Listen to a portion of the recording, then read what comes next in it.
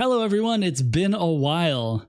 For me, not for you. You've been seeing me roughly every 2 days, whereas I haven't actually made a video in 15 days. Now, of course, while I've been on vacation, Gumi goes ahead and drops the bombshell announcement about the worldwide version, making players everywhere nervous and invalidating many of the videos that I recorded ahead of time.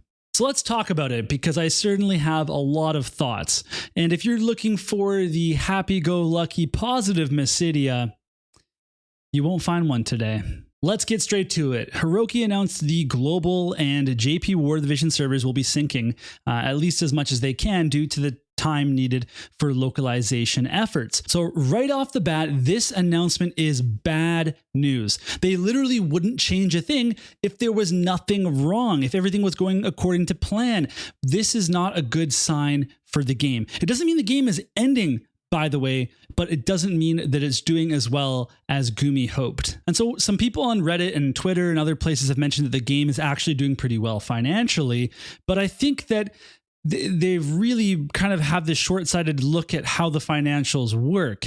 And they've been calling other players doomsayers for saying the game is going towards end of service. But I think that there is an allowable skepticism here. When you have this kind of announcement, people are feeling threatened by it. So I don't think that we should be going out and jumping at anybody just because they don't feel great about this announcement, because neither do I and neither do many of you. So the mistake that's happening here is people are looking at the monthly earnings for War Divisions and they're seeing it's over $1 million and they're saying, okay, that's great. That means that we're doing really well. And it does look good compared to some of the other gacha games, especially some of Square Enix's other gacha games. But at the end of the day, we have to look at what else goes into that factor of where that money is going. That's gross profits. It's not all going straight to the bank account. So this decision has been made in order to save money on Gumi's side. There's going to be multiple ways where they save money, but also how they can try to make more money from us, the players. So once Global and JP are synced up, it means that there's only going to be one staff that takes care of both games. And that makes sense because we won't have any more global exclusive or global first, whatever you want to call them, characters that have to be designed and balanced. They don't have to do buffs to the vision cards, which again, those have to be balanced and they have to be enticing enough for us to want to pull for them, but not so good that it breaks the game. All of this means that there'll just be less work put on the staff and that they can focus on one game, which isn't necessarily a bad thing. So another angle that we have to look at is what are Gumi's targets? Because any good company is going to have financial targets. And my guess is that we aren't hitting them on global. We can also wonder how much was invested into things like the Addison Rae collab or events like the Fan Festival or that like Macaron Shop meetup. Those types of things cost money. Staff have to be flown to places, put up in hotels. I know these things in the greater scheme of $1.6 million, if they make that much per month, it's not all of that. That's not all going to like a hotel room, whatever. But those things add up. Those are things that are on the books that they are saying, hey, we did this. And they have to ask themselves, was it successful? That has to be accounted for by Gumi. So when we think about the Addison Rae collab, it's easy to think about how much they might have spent, enticing Addison to come do the collaboration. But they also have to think about, what did Gumi learn from the collab? I don't think that it brought too many players. I don't think that too many players stuck with it. So how can we consider how this collab actually informed Gumi? They might be thinking new players are not joining. They're not sticking with the game easily. So how do we focus on making more revenue? And that, I guess, is going to be squeezing more out of the current players. My point is that it's much grayer territory than just looking at, the monthly income of this game and saying, look, the game's doing great. It's going to be just fine.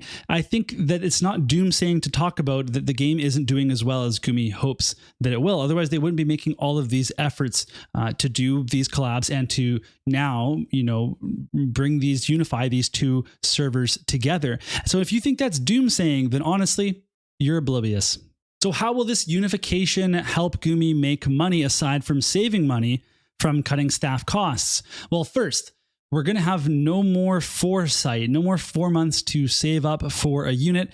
Although we are going to have a little bit, because aside from seasonal characters, they said that most units are going to have an average of 1 month delay in order to get the translations and all the balance, whatever else they have to do for the worldwide version. So players will have less time to say FFVIIR than ever before, and they will be surprised by what's coming up more frequently. And they may be put into scenarios where they have several characters released in a short span of time, and a player may really want to pull all of those characters. At the end of the day, the cost for pity is high in War of the Visions, and players are going to have to skip more often. I think that it's going to be a lot harder to play the game the way that we've already been playing it. Now, this isn't inherently a bad thing, and some might actually say that it brings a new layer of excitement to the game.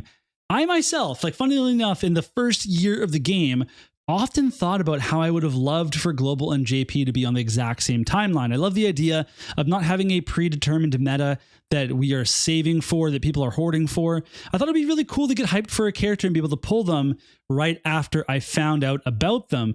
I still like those ideas of this switch, but the way that Gumi is going about it is deeply concerning. Oh, and as an aside, on the live stream, Hiroki mentioned that the story spoilers was another reason for doing this, and that is just total crap.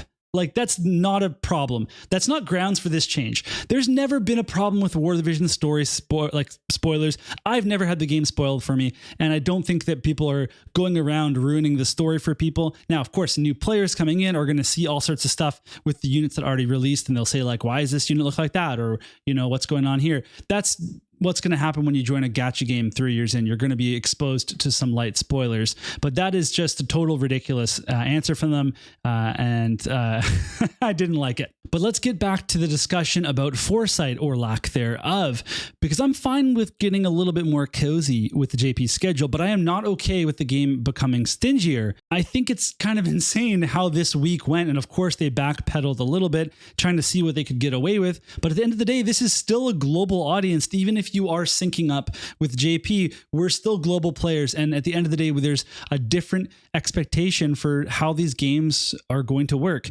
So removing foresight might lead to more spending, but Gumi is determined to kind of nickel and dime us in every place possible. I mean, JB79 said it best when he mentioned that maybe JP should be getting some of the quality of life that Global has, not the other way around. So now we know kind of what Gumi's doing and why they're doing it. But the actions of Gumi this week have given me major pause. And it's honestly made me question my future in this game if we keep going down this dark road.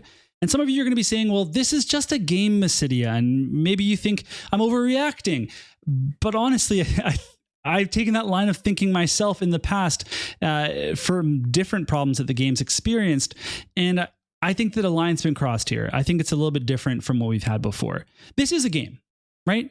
But at the same time, this is a game that I play every single day. I play this game every single day for over 3 years. I spend hours talking to people about it weekly on Discord, and I make videos for it regularly. So at the end of the day, War of the Visions is a huge part of my life, and its future is really important to me because I love this game. So please understand that before you comment, it's just a game. I honestly don't want to see that in the comment section. So just keep it to yourself if that's what you're thinking. But looking forward, I have a lot to catch up on. I have I made a bunch of videos ahead of time, but now, this whole thing has changed. I've got to make a new unit planning guide. I've got FF5 to, coming 6 weeks early. So probably have to make some videos about that. And I'm totally off schedule for making these videos. So it's going to be a busy week for me. Although at this point right now, I'm not feeling terribly motivated, but anyway, those are my thoughts. That's kind of my breakdown of what's happening here, why it's happening, and some of my thoughts about, how I feel about what's happening. It's not great. We can hope that once we get through this initial rough patch, that things get a little bit better. I'm having a little bit of trouble keeping my hopes up for that just based on how this week went, but I guess we'll have to stick it out and see. But at this point, I think the onus is on Gumi to show us that, this is not going to be just a total squeeze on our wallets and on I'm talking about the generous people that support the game, because as many of you know, I don't often spend in this game anymore. So I'm in a different position, but it's still, I mentioned it, the game is really important to me. So I'm hoping that things even out a little bit, that they listen to us, and that this is still a game that I can play every day and enjoy. So let me know how you feel about it. You know, I've been reading and watching things all week while I was away. When I got Wi-Fi, I would download a video from somebody and I would watch it. And when I was on Wi-Fi, I would like read the comments and stuff. So I got you know, a sense for how people are feeling about this. But I want to hear from you guys. I know this is late, but thank you so much for watching, and I'll see you all soon in another video.